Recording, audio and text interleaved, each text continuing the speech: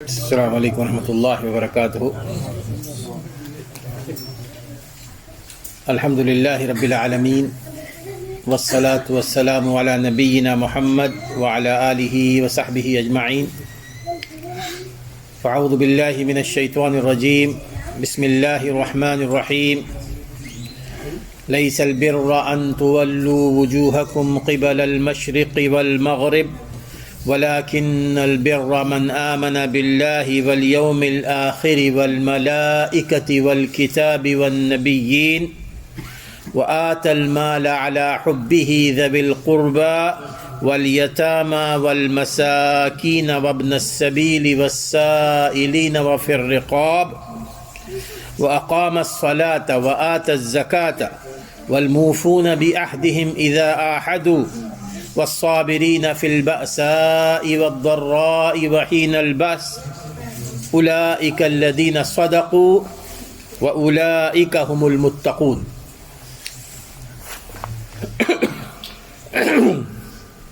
پچھلے ہفتے اسی آیت پر، آیت نمبر 177 سورۃ البقرہ، ہماری گفتگو ہوئی تھی، لیکن وقت کی کمی کی وجہ سے اس آیت پر مکمل گفتگو نہ ہو سکی، اور ہم نے اس پر گفتگو کی تھی والملائکۃ والکتاب والنبیین تک۔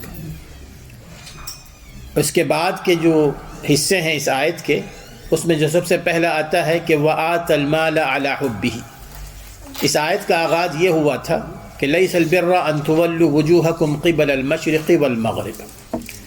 نیکی اور نیکی کا جو سب سے بڑا درجہ ہے وہ صرف یہ نہیں ہے کہ تم قبلے کی طرف رخ کر کے بیٹھ جاؤ۔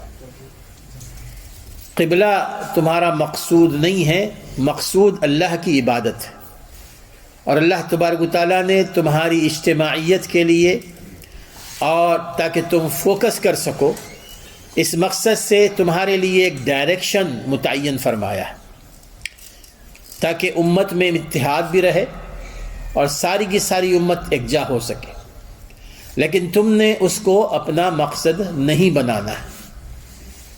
اور پھر اللہ تعالیٰ نے فرمایا کہ وَلَكِنَّ الْبِرَّ، اور اس کے بعد اللہ تعالیٰ نے نیکوکار لوگوں کی صفات بیان فرمائیں، ان نیکیوں کا ذکر کر کے کہ جن پر عمل کر کے ہم اپنے آپ کو نیکوکار میں شمار کر سکتے ہیں، یعنی رائچس پرسن بن سکتے ہیں۔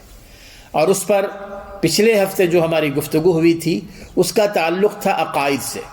اور میرے دوستو، ہمیشہ اس بات کا خیال رکھنا چاہیے ہمیں کہ جب کبھی گفتگو آتی ہے نیکیوں کے حوالے سے تو سب سے اہم ترین چیز عقیدہ ہے۔ عقیدے ہی کی بنیاد پر ہماری نیکیاں قبول کی جاتی ہیں، عقیدے ہی کی بنیاد پر ہماری نیکیاں ریفیوز کر دی جاتی ہیں، ریجیکٹ کر دی جاتی ہیں۔ اور اگر عقیدہ درست ہوگا سارے اعمال درست۔ عقیدہ اگر درست نہیں ہوگا، توحید میں اگر شرک کی ملاوٹ ہوگی، تو پھر اللہ تبارک و تعالیٰ کو وہ بندہ اور اس بندے کا وہ عمل بالکل پسند نہیں۔ اللہ تعالیٰ اس عمل کو اس بندے کے منہ پر دے مارے گا کہ تم میرے ساتھ شرک کرتے تھے، یعنی نماز بھی پڑھتے تھے اور دوسروں سے بھی اپنی حاجت روائی کرتے تھے، دوسروں کو بھی اپنا تم نے خدا بنا بیٹھا تھا، دوسروں کو اپنے لیے مشکل کشا بنا بیٹھا تھا۔ تو اس لیے یہاں پر بھی جب نیکیوں کا ذکر آیا ہے تو سب سے پہلے عقیدے کے حوالے سے گفتگو ہوئی کہ لیس البر ان تولوا وجوہکم قبل المشرق والمغرب ولكن البر من آمن باللہ والیوم الآخر والملائکۃ والکتاب والنبیین۔ کہ ایمان کے کیا حصے ہیں، ایمان کس کو کہتے ہیں، کہ سب سے پہلے اپنے عقیدے کو درست کیجیے، اللہ تبارک و تعالیٰ پر اپنا عقیدہ، اسی طرح آخرت کے حوالے سے ہمارا عقیدہ، اسی طرح فرشتوں کے بارے میں، کتاب کے بارے میں، اور نبیین انبیاء کے بارے میں۔ ایک تو بات سمجھ میں آتی ہے کہ جی کہ فرشتوں، آخرت اور اللہ تبارک و تعالیٰ پر عقیدے کو درست رکھنا چاہیے۔ اسی طرح آخرت کے حوالے سے ہمارا عقیدہ درست ہونا چاہیے، جیسے کہ میں نے پچھلے ہفتے بیان کیا تھا، اگر آخرت پر عقیدہ درست نہ ہو تو پھر ہمارے سارے اعمال برباد ہوتے ہیں۔ اس کا دوسرا بڑا جو نقصان ہوتا ہے، پچھلے ہفتے میں نے شاید ذکر نہیں کیا ہے پوائنٹ، کہ دوسرا بڑا نقصان آخرت پر یقین میں اگر کوئی تھوڑا بہت نقص ہو یا کمی ہو، اس کا جو سب سے بڑا نقصان ہوتا ہے اس دنیا میں وہ یہ کہ ایک بندہ بالکل اپنے آپ کو آزاد سمجھتا ہے. وہ سمجھتا ہے کہ جی کہ میری کوئی پکڑ نہیں ہوگی, مجھ سے پوچھا نہیں جائے گا, لہٰذا میں جو چاہوں کروں. دوسری سوچ یہ بھی ہوتی ہے کہ ٹھیک ہے اللہ تعالیٰ مجھ سے پوچھے گا, اللہ تعالیٰ کے پاس پکڑ ہوگی, لیکن میں نے فلاں کا دامن تھاما ہوا ہے, میں نے فلاں کے ہاتھ پہ بیعت کی ہوئی ہے. اور انبیاء اور صالحین جو نیکوکار لوگ گزرے ہیں ان کے بارے میں ان کے حوالے سے کئی چیزیں غلط منسوب کر دی جاتی, کئی غلط چیزیں. انہوں نے تو اپنی ساری زندگیاں توحید کو پھیلانے میں گزار دی, چاہے شیخ عبد القادر جیلانی رحمہ اللہ ہو, چاہے کوئی اور اولیاء اللہ, انہوں نے تو اپنی ساری زندگی توحید کی اشاعت میں گزار دی. لیکن چونکہ ان کی قداور شخصیت ہے, جب لوگ ان کی طرف کوئی منسوب کر دیتے ہیں تو لوگ سمجھتے ہیں کہ یہ واقعی ایسی بات ہے. تو اب اس قسم کے غلط یعنی مختلف تصورات ہیں کہ اگر تم نے شیخ عبد القادر جیلانی کا دامن تھام لیا تو تمہیں عذاب قبر ہوگا, نہ تمہارا حساب کتاب ہوگا, نہ کچھ ہوگا. پھر اس عقیدے میں یہ فساد آ جاتا ہے, اور پھر یہ ہوتا ہے کہ جی کہ وہ بندہ بالکل ہی اپنے آپ کو کیئرلیس بنا کر جو چاہے کرتا پھرتا ہے. تو اس اعتبار سے ہی آخرت کے حوالے سے ہم پر یقین ہونا چاہیے کہ مالک یوم الدین, اللہ تعالیٰ نے ہمیں اس دنیا میں, ہم اللہ تعالیٰ ہی مالک ہے ابھی بھی, لیکن اللہ تعالیٰ نے کچھ عرصے کے لیے ہمیں چند چیزوں کا اونر بنایا نا, ہمارے اپنے یعنی کسٹڈی میں ہمیں دے رکھی ہے. ہم اپنے کہہ سکتے ہیں کہ جی کہ میں اپنے مکان کا مالک ہوں, میں اپنی گاڑی کا مالک ہوں, میں فلاں کا مالک ہوں. لیکن قیامت کے دن کے حوالے سے اللہ فرماتے ہیں کہ مالک یوم الدین, وہاں کوئی ملکیت نہیں ہوگی, کسی کی ملکیت, کوئی اونرشپ نہیں ہوگی سوائے اللہ تعالیٰ کے, نہ انبیاء کی, نہ فرشتوں کی, نہ کسی کی. تو جب اللہ تعالیٰ کی ہوگی تو وہاں پر کون کس کا دامن پکڑے گا, کون کس کے دامن کو بچائے گا, کون کس کے کو عذاب سے بچائے گا. تو یہ چیز عقید آخرت کے حوالے سے بہت ضروری ہے. بہرحال اس پر گفتگو ہوتی رہی ہے. والملائکتی میں اس میں ایک اور ذہن میں بات آ رہی ہے کہ بعض اوقات ذہن میں یہ بات آتی ہے کہ جی کہ فرشتوں پر عقیدہ نے اپنا ایمان رکھنا کیا ضروری ہے. فرشتوں کو نہ ہم نے دیکھا ہے, نہ فرشتوں کا ہماری اپنی عملی زندگی سے کوئی تعلق ہے, تو فرشتوں کے ساتھ ہمارا کوئی تعلق نہیں ہے, تو ان پر کیوں ایمان رکھا جائے.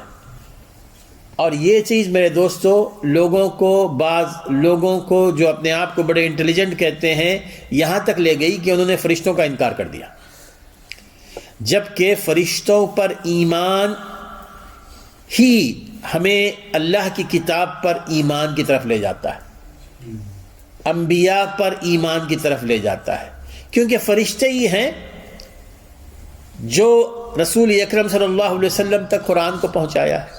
حضرت جبرائیل علیہ السلام نے پہنچایا نا. اگر درمیان سے آپ حضرت جبرائیل علیہ السلام کو نکال دیں تو پھر راست ختم ہی, معاملہ ختم ہو جاتا ہے. فرشتے ہی ہیں جنہوں نے رسول علیہ السلام پہ وحی فرمائی ہے, وحی کی ہے. تو اس اعتبار سے فرشتوں پر ایمان کا ہونا ضروری ہے, اس اعتبار سے کہ فرشتوں نے اللہ کے میسیج کو اللہ کے بندوں یعنی رسول تک پہنچایا, اس اعتبار سے.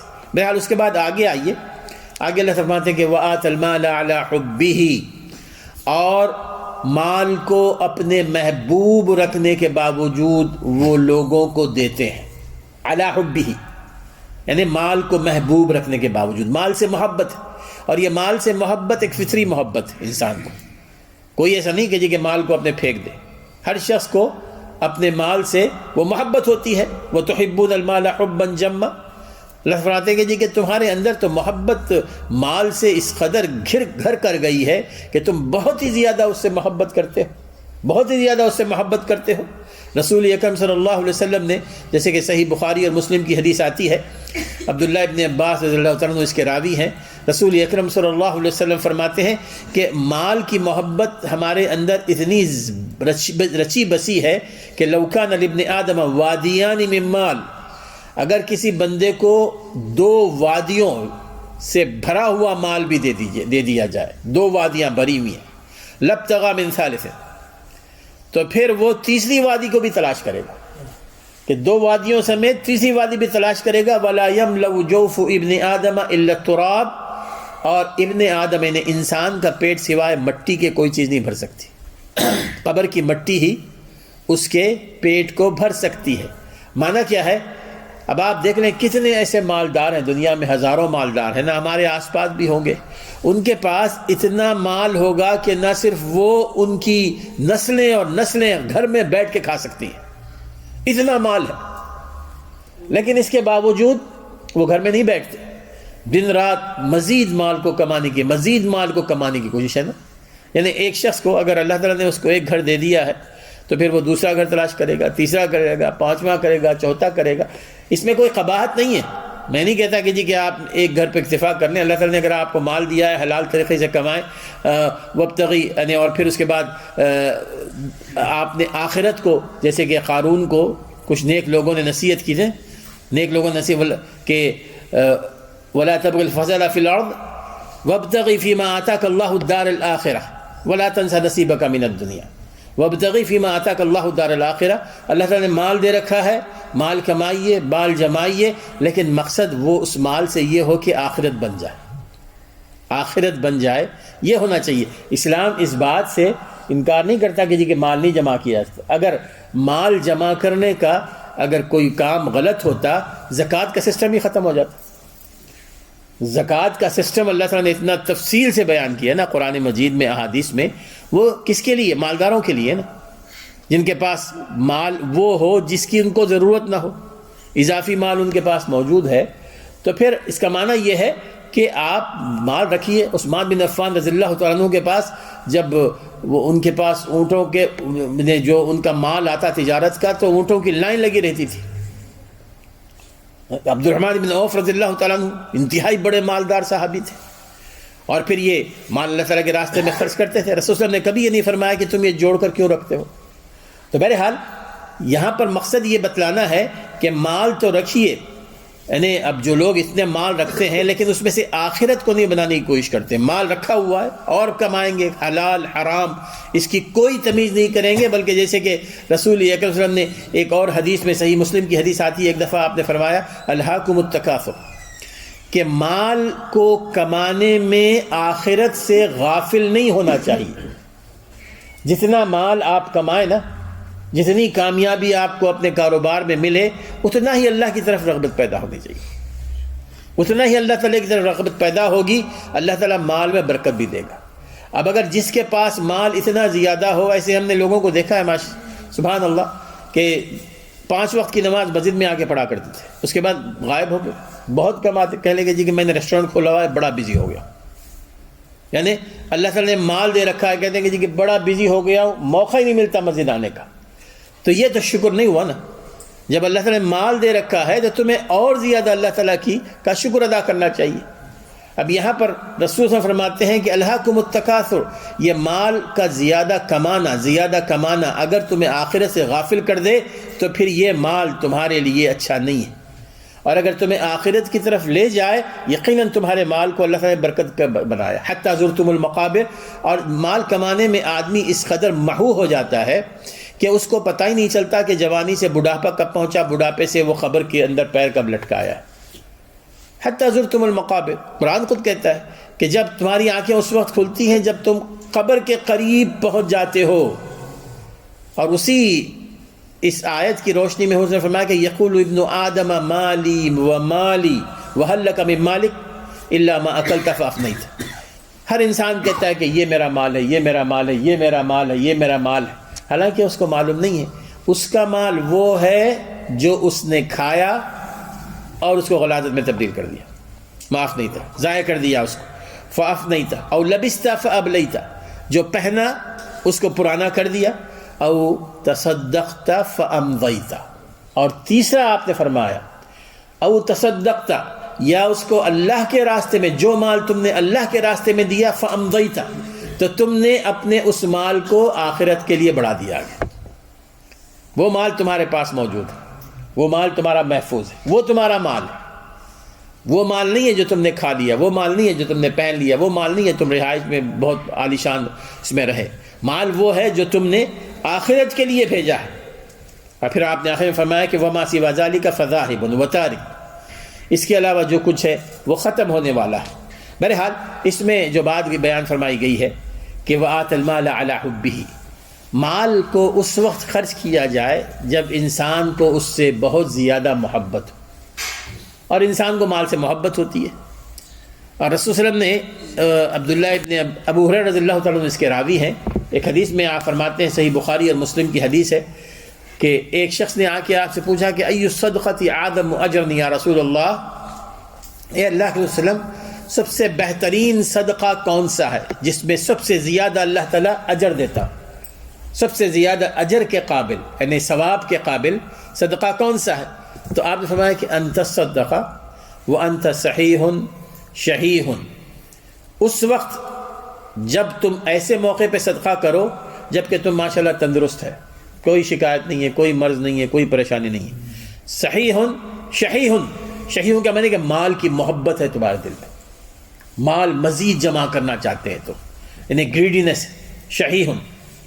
اور پھر اسی طرح آپ نے فرمایا کہ تخشى الفقر وتأمل الغنى، اور تم مال کو جوڑ جوڑ کر رکھنا چاہتے ہو تاکہ کوئی فقر و فاقہ نہ ہو جائے، پریشانی نہ ہو، اس لیے تم جوڑ جوڑ کر رکھتے ہو۔ تو اس موقع پر جو تم مال خرچ کرو گے اللہ تعالیٰ کے پاس وہ مال سب سے زیادہ اجر کے باعث، اس مال پر اللہ تعالیٰ سب سے زیادہ اجر دے گا۔ وَلَا تُمْحِلْ حَتَّى إِذَا بَلَغَتِ الْحُلْقُومِ، آپ نے فرمایا کہ اور دیری مت کرو، دیری مت کرو مال کی خرچ کرنے میں، حَتَّى إِذَا بَلَغَتِ الْحُلْقُومِ، یہاں تک کہ جب جان حلق تک آ جائے نا، جب جان حلق تک آ جائے، فقلت، پھر تم وہ کہو، فتقول لفلان کذا ولفلان کذا، اس موقع پر تم کہو گے میرے اس گھر کو فلاں کو دے دو، میری اس گاڑی کو فلاں کو دے دو، میری اس شاپ کو فلاں کو دے دو، اور جب تم کو معلوم ہے کہ وہ انہی کو جائے گی جو وہ چاہیں گے، تمہارے ہاتھ میں نہیں۔ معنی کیا ہے کہ اپنی زندگی میں جب تم صحت مند ہو اور تمہیں کوئی فکر نہیں ہے کسی بھی قسم کی، نہ پریشانی ہے، نہ بیمار ہو، مال جمع کرنے کی طاقت ہے، مال کو رکھنے کی طاقت ہے، اس موقع پر تم اللہ تعالیٰ کے راستے میں مال خرچ کرو گے تو میرے دوستو وہ مال اللہ تعالیٰ کے پاس سب سے زیادہ اہمیت رکھتا ہے۔ یعنی دوسرے الفاظ میں آپ اس کو کہہ سکتے ہیں، سادے الفاظ میں، اللہ تعالیٰ نے جو مال دے رکھا ہے نا، اس مال کو اپنے وارثین کو وصیت کرنے کے لیے نہ رکھیں کہ میرے بعد فلاں کو دے دیں، فلاں کو دے دیں، فلاں کو دے دیں۔ عام طور پہ وصیت میں لکھا جاتا ہے نا، وصیت میں آپ لکھتے ہیں کہ جی کہ فلاں مدرسے کو، فلاں مسجد کو، فلاں کو میرے بعد، نہیں، اس سے بہتر یہ ہے کہ مال اپنی زندگی میں خرچ کرے۔ اور اپنی زندگی میں مال سے محبت ہوتی ہے نا، انسان کا جب آخری وقت آتا ہے مال سے محبت نہیں ہوتی ہے، اس کو اپنی پڑی رہتی ہے، اس کو اپنی پڑی رہتی ہے اپنی جان کی۔ مال سے محبت اس وقت ہوتی ہے کہ جب وہ صحت مند ہو، تو اپنی زندگی میں مال خرچ کریں بجائے اس کے کیجیے کہ اپنے مرنے کے بعد۔ اللہ تعالیٰ نے ایک جگہ فرمایا ہے کہ وَأَنفِقُوا مِمَّا رَزَقْنَاكُم مِّن قَبْلِ أَن يَأْتِيَ أَحَدَكُمُ الْمَوْتُ وَأَنفِقُوا مِمَّا رَزَقْنَاكُم، اور خرچ کرو اس مال میں سے جو ہم نے تمہیں دیا ہے، من قبل ان یأتی احدکم الموت، قبل اس کے کہ تمہیں موت آ لے، قبل اس کے کہ تم پر موت طاری ہو جائے، اور اس وقت تم یہ کہو فیقول ربی لولا اخرتنی الی اجل قریب فاصدق واکن من الصالحین، تب تم رب سے پکارنے لگو لولا اخرتنی، اللہ مجھے موقع دے دے، ایک موقع دے۔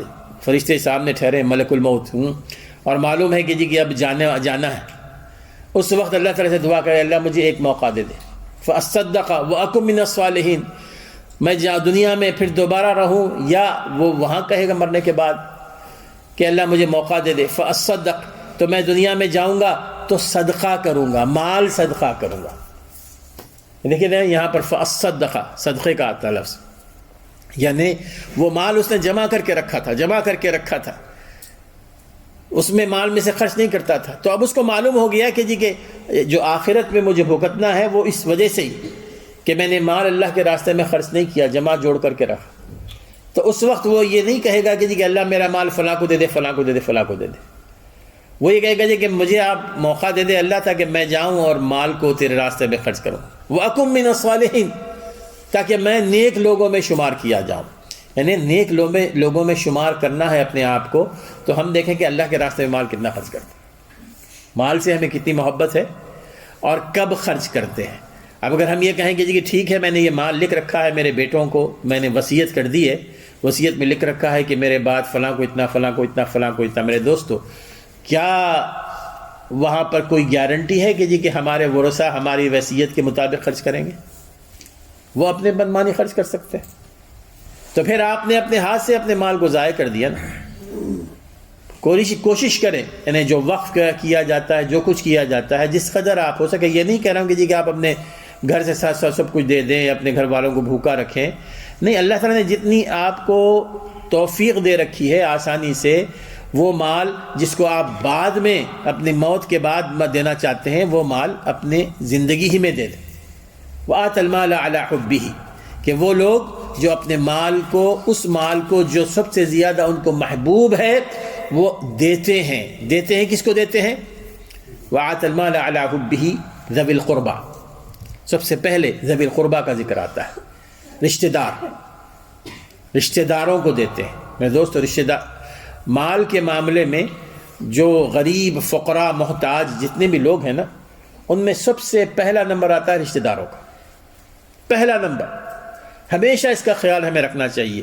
جب آپ زکوٰۃ دیتے ہیں، جب آپ صدقات دیتے ہیں، آپ اپنے ذہن میں رکھیے کہ میرے اپنے رشتہ داروں میں کون کون ہیں جو غریب ہیں، مستحق ہیں اور محروم ہیں. آپ پہلے ان کو دیں. یہ ایک کفالت کا نظام، سسٹم دیا اسلام نے کہ اگر ہر شخص جس کو اللہ تعالیٰ نے مال دیا ہے وہ اپنی اپنی فیملی کا کفیل بن جائے نا، تو پھر ہمارے اندر جو غربت ہے ہمارے اپنے ملکوں میں، وہ غربت ختم ہو جائے گی. ہر شخص اگر اپنی اپنی فیملی کی کفالت کرنے لگے تو پھر غربت کا خاتمہ ہو سکتا ہے. ہم یہ نہیں دیکھتے وہاں پر. ہم نے بلا وجہ نے کہیں مختلف انداز میں، میں نہیں کہہ رہا ہوں کہ جی کہ آپ سیریا کو نہ دیں، آپ کسی اور جگہ کو نہ دیں، لیکن پہلے اولیت جو ہے نا، آپ اپنے ان رشتہ داروں کو دیں جو واقعی غریب ہیں، محروم ہیں اور مستحق ہیں. وآت ذوی القربیٰ. رسول فرماتے ہیں کہ الصدقہ علی المسکین صدقۃ. تم جو صدقہ دیتے ہو نا مسکین کو، تو وہ ایک صدقہ ہے، یعنی تمہیں اللہ تعالیٰ اس کا اجر دے گا. والصدقۃ علی ذی الرحم ثنتان صدقۃ واصلۃ. لیکن تم اپنے رشتہ دار کو وہی مال دو گے نا تو تمہیں 2 اجر ملیں گے. ایک اجر تو صدقے کا ہوگا، دوسرا اجر وہ رشتہ داری کو جوڑنے کا ہوگا. دوسرا اجر رشتہ داری کو جوڑنے کا ہوگا. تو 2 اجر ہمیں مل رہے ہیں. تو سب سے پہلی، اور پھر اسی طرح رسول فرماتے ہیں نا کہ عام طور پر ایک اور پوائنٹ میں بلکہ آپ بول کے آگے بڑھوں گا. رشتہ داریوں کے بارے میں ہم یہ کہتے ہیں کہ ٹھیک ہے میں رشتہ داروں کے ساتھ تعاون کروں گا، لیکن بعض لوگ رشتہ داروں میں بھی وہ کیٹیگریز بنا لیتے ہیں کہ جی کہ فلاں رشتہ دار میرے ساتھ بڑا اچھا ہے، بڑا اچھا سلوک کرتا ہے، بڑی عزت کرتا ہے، بڑا احترام کرتا ہے، تو میں نے اس کو دینا ہے. وہ دوسرا جو ہے نا، وہ بڑا منہ چوڑا ہے اس کا، اور پھر وہ میرے ساتھ بدتمیزی کرتا ہے، مجھ سے پوچھتا نہیں ہے، میرا ادب و احترام نہیں کرتا، میں جب جاتا ہوں تو آتا ہی نہیں ملنے کے لیے، میں اس کو کیوں دوں؟ نہیں، یہ بات نہیں ہونی چاہیے. جب آپ مال اللہ رشتہ داروں کو دے رہے ہیں، اس میں کوئی ہم نے فرق نہیں کرنا ہے. صرف ایک معیار کہ میرے رشتہ داروں میں جو سب سے زیادہ غریب ہے، جو سب سے زیادہ مستحق ہے، آپ اس کو دیں.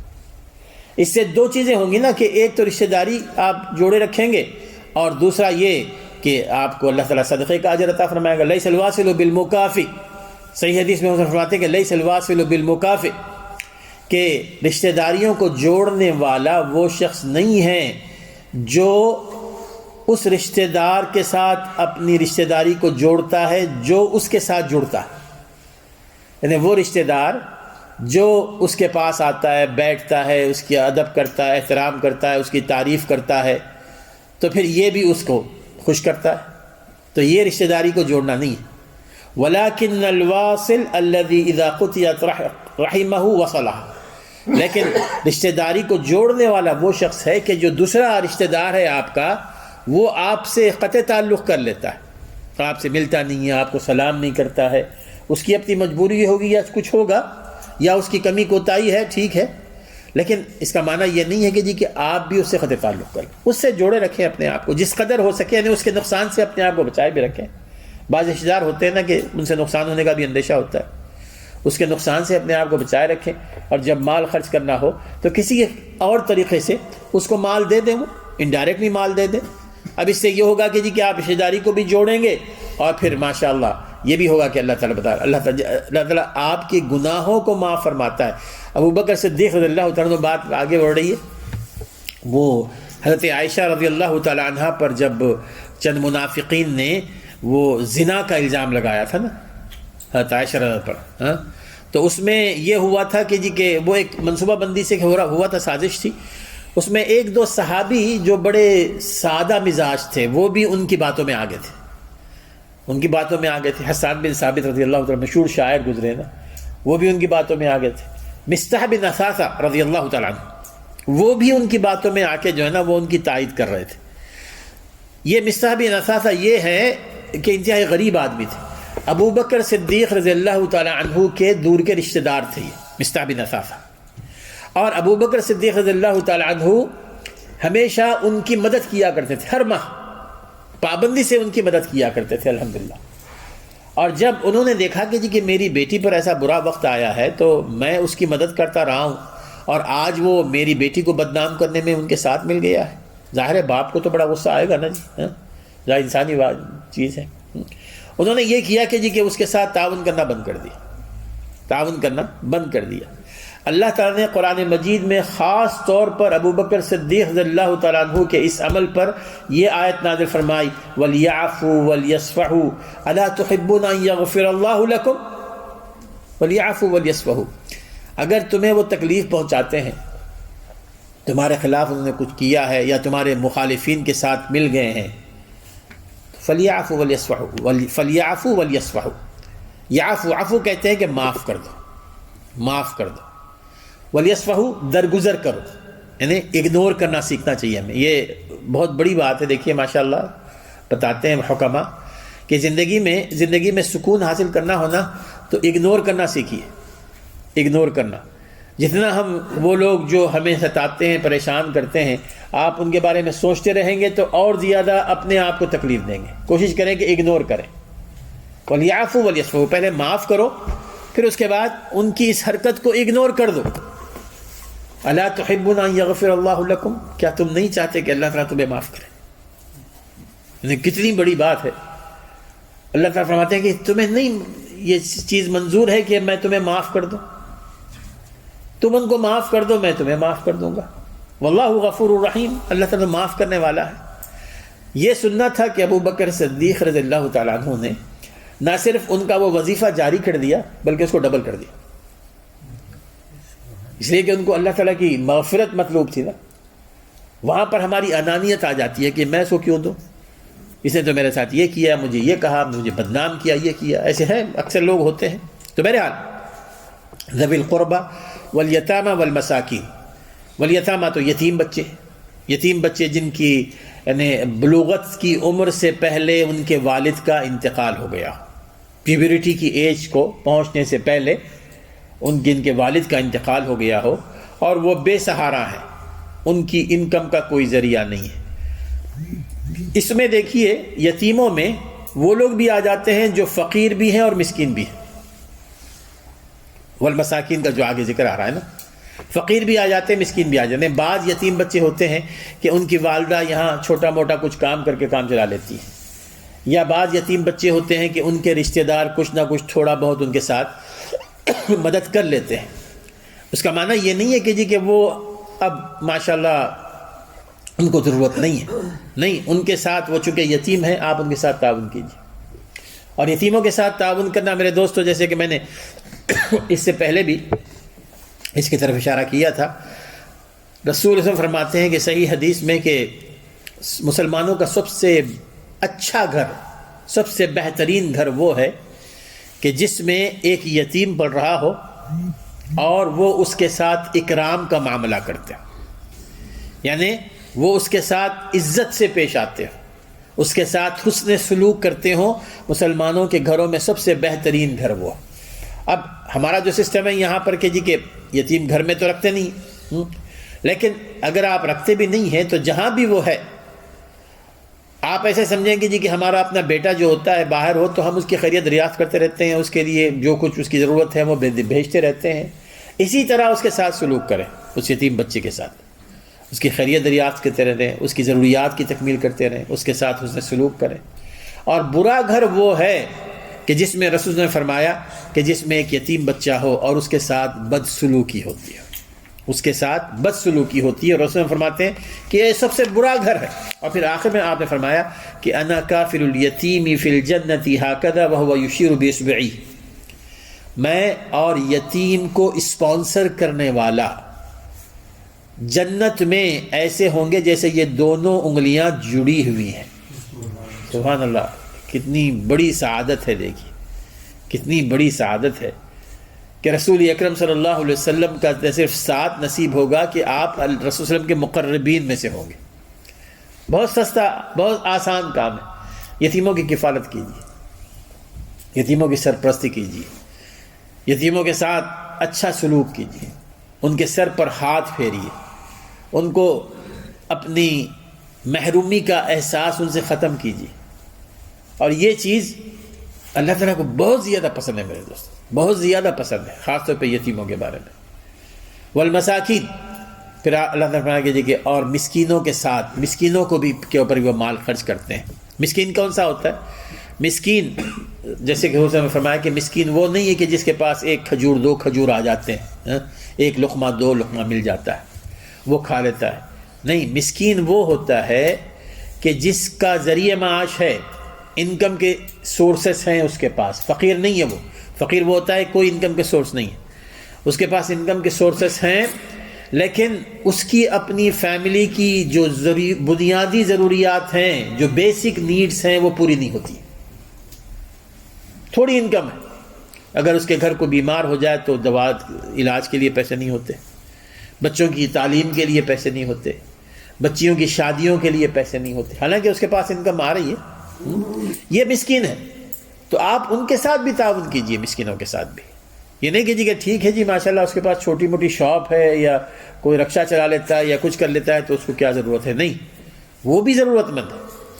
تو فقیر کے ساتھ مسکین کی بھی ہم مسکین کے ساتھ بھی ہم نے تعاون کرنا ہے۔ پھر اس کے بعد اللہ تعالیٰ فرماتے ہیں کہ وابن السبیل، کہ مسافر کا معنی یہ ہوتا ہے کہ جو اپنے گھر میں ہوگا، مالدار ہوگا، سب کچھ ہوگا، لیکن اچانک وہ کسی ایسی جگہ پر پہنچ جائے جہاں اس کے ظاہری سارے وسائل منقطع ہو جائیں، اس کے پاس کوئی چیز نہ باقی رہے، بالکل خالی جیب ہے، نہ اس کے کارڈ ہے، نہ کچھ ٹیلی فون ہے، نہ کچھ ہے، نہ کیا، آپ اس کے ساتھ تعاون کریں، اس کے ساتھ آپ تعاون کریں۔ بعض مفسرین نے اس سے مراد لیا ہے مہمان کا، مہمان مراد لیا، مسافر مہمان ہی ہوتا ہے نا، تو مہمان کا بھی ہم نے اکرام کرنا ہے۔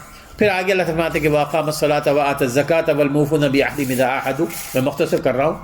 وَأَقَامَ الصَّلَاةَ، اور نیکی یہ ہے کہ جو شخص نماز کو قائم کرتا ہے۔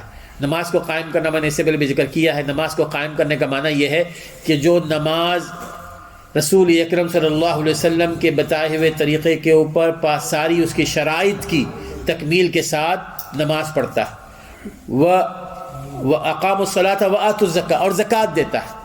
اب یہاں پر زکوٰۃ، ابھی تو ہم صدقے کی بات کر رہے تھے کہ مال خرچ کرنے، پھر اچانک زکوٰۃ کا بھی آ گیا۔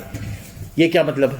اس کا مطلب یہ ہے کہ عام طور پہ لوگ صدقہ دیتے ہیں نا، اللہ کے راستے میں دیتے ہیں جتنی توفیق ہو، لیکن کبھی کبھار ان کے ذہن میں یہ بات آتی ہے کہ جی کہ میں سال بھر دیتا ہوں تو اب زکوٰۃ کی کیا ضرورت ہے مجھے، میں تو دیتا ہی رہتا ہوں۔ یہ نہیں، زکوٰۃ جو کہ فرض ہے وہ تو ہر صورت میں دینی ہے۔ آپ نے 1000 مال اپنا خرچ کیا ہوگا فقیروں پر، مسکینوں پر، یتامہ پر، لیکن بعد میں یہ نہ سوچے کہ جی کہ میں نے تو مال بڑا خرچ کر دیا ہے، اب یہ زکوٰۃ بھی دینی ہے، زکوٰۃ کی کیا ضرورت ہے۔ یہ نہیں، زکوٰۃ ہر صورت میں آپ نے دے۔ ایسے وہ شخص جیسے کوئی نوافل پڑھتا رہا ہے، اب یہ ہوتا ہے رمضان میں ہوتا ہے نا، لوگ رات میں تراویح پڑھتے ہیں، تراویح ماشاءاللہ قیام اللیل بھی کر لیتے ہیں، صبح فجر میں سو جاتے ہیں، یعنی سنتوں کی ادائیگی کے بعد فرض چھوڑ دینا۔ اسی طرح صدقہ اور خیرات کرنے کے بعد فرض یعنی جو زکوٰۃ ہے اس کو چھوڑ دینا، یہ بہت بڑی غلطی ہے۔ بعض لوگ اسی حوالے سے ایک اور مسئلہ میں بتا دوں، بعض لوگ یہ کرتے ہیں کہ جی کہ جو دیتے ہیں نا صدقات وغیرہ، اس کے بعد سال کے آخر میں جب وہ زکوٰۃ کا حساب کرتے ہیں تو لگتا ہے کہ جی کہ بڑا اماؤنٹ میری بینک سے نکلنے والا، تو وہ اس وقت کے ذہن میں لا لیتے ہیں بات کہ میں نے فلاں کو جو 500 پاؤنڈ دیے تھے وہ میں نے زکوٰۃ میں شامل کر لینا ہے، وہ 100 پاؤنڈ دیے تھے وہ زکوٰۃ میں شامل کر لینا۔ یہ نہیں ہو سکتا، نیت بعد میں نہیں کی جا سکتی، نیت عمل کرنے سے پہلے ہونی چاہیے. یہ نہیں کہ جی کہ پہلے آپ نے 2 رکعت نماز پڑھی پھر اس کے بعد نیت کر لی، نہیں. یہ ایسے لوگ ہوئے ہیں، ویسی باتیں ہوئی ہیں، تو اس لیے میں اس کی وضاحت کر دے رہا ہوں کہ کوئی اپنی دی ہوئی جو مال ہے جو صدقے کے طور پر دیا ہے اس کو زکوٰۃ میں تبدیل نہیں کر سکتا. وآت المال علی حبی. اور پھر اس کے بعد اللہ تعالیٰ فرماتے ہیں کہ والصابرین فی البأساء والضراء وحین الباس اولئک الذین صدقوا واولئک هم المتقون. والصابرین فی البأساء والضراء، اور نیکوکار وہ لوگ بھی ہیں جو صبر کرتے ہیں، فی البأساء فقر و فاقے میں، والضراء بیماری کی حالت میں، وحین الباس اور لڑائی کے وقت. ہر انسان پر مختلف حالات آتے رہتے ہیں، یہ نہیں کہ جی کہ ہمیشہ وہ ٹھیک رہتا ہے. اگر اللہ تعالیٰ نے اس کو امن سکون دیا ہے، دولت دی ہے، عیش آرام دیا ہے، وہ اللہ تعالیٰ کا شاکر بندہ بنا رہے گا. اور اگر کسی وجہ سے فقر و فاقے کا شکار ہو جائے، اللہ تعالیٰ کا صابر بندہ بنا دیا ہے، چاہے وہ فقر و فاقہ ہو چاہے وہ بیماری ہو. اور صبر کا معنی کیا ہے؟ صبر کا معنی یہ نہیں ہے کہ آپ بیٹھے رہیں اور کسب معاش کے لیے دوڑ دھوپ نہ کریں، نہیں، آپ کوشش کریں مال کمانے کی، اور جو اللہ تعالیٰ نے مال دیا ہے اس پر اللہ تعالیٰ کا شکر ادا کریں. اسی طرح کوئی بیمار ہے اپنی علاج کی کوشش کریں، لیکن پھر صبر بھی کریں کہ اللہ نے مجھے ہی بیمار کرنا تھا، دوسرے بھی لوگ تو ہیں وہ کیوں نہیں بیمار ہو گئے. یہ اللہ تعالیٰ کے ساتھ بدگمانی ہے، یہ اللہ تعالیٰ کے اوپر شکایت ہے، یہ نہیں ہونی چاہیے. فَأُولَٰئِكَ الَّذِينَ صَدَقُوا، یہی وہ لوگ ہیں جو سچے ہیں اپنے ایمان میں. ایمان کی سچائی میرے دوستو اس حالت میں دیکھی جاتی ہے. وَأُولَٰئِكَ هُمُ الْمُتَّقُونَ، اور یہی وہ لوگ ہیں جن کے دلوں میں اللہ تعالیٰ نے اپنا ڈر بٹھایا ہوا ہے. اللہ تعالیٰ ہمیں عمل کرنے کی توفیق عطا فرمائے.